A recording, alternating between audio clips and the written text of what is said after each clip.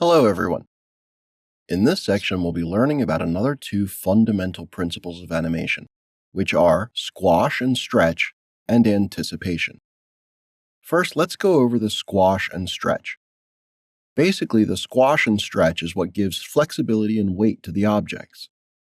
Depending on the amount of squash and stretch that you use, the object can start to look soft instead of rigid, or even rubbery if you use too much of it, unless you did that intentionally.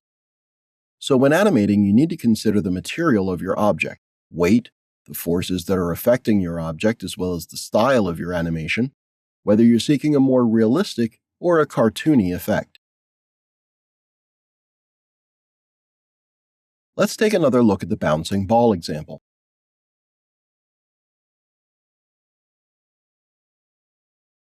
Here on the left side of the screen, we have our previous bouncing ball without any squash and stretch.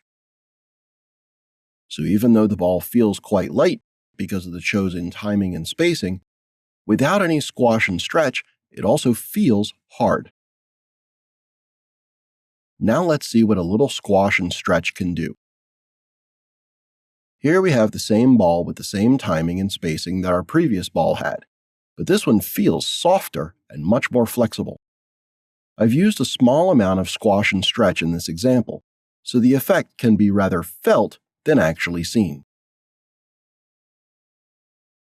Now let's take a look at a third example. Here, the squash and stretch was used rather heavily, so the ball feels very rubbery and elastic, and you can clearly see the effect, so the animation itself looks very cartoony. Therefore, when animating, we need to keep in mind that we should use this principle according to the object's physical properties. For example, we can't use the squash and stretch on the bowling ball because it is rigid in real life, so the result would look unbelievable. Or if we choose our animation to have a very cartoony style, then we should keep it consistent throughout the whole animation. Another thing to remember when using squash and stretch is that the volume of the object can't change. So for example, if we stretch a ball up, its width can't stay as it was before. It needs to correspond accordingly and get thinner in order to keep the same ball mass. Let's analyze the squash and stretch more closely in the bouncing ball example. I will ghost my animation so that you can see clearly what is really happening. When the ball starts to drop back to the ground and picks up speed, it stretches right before the impact. So here on frame 23, we can see the ball stretched, and that is the frame right before the impact, which is happening on frame 24 when the ball hits the ground.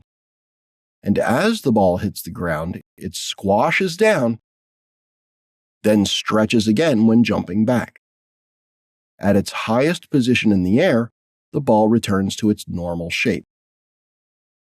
We've talked about the squash and stretch in theory and looked at some examples, so in the next lesson, we'll try this ourselves.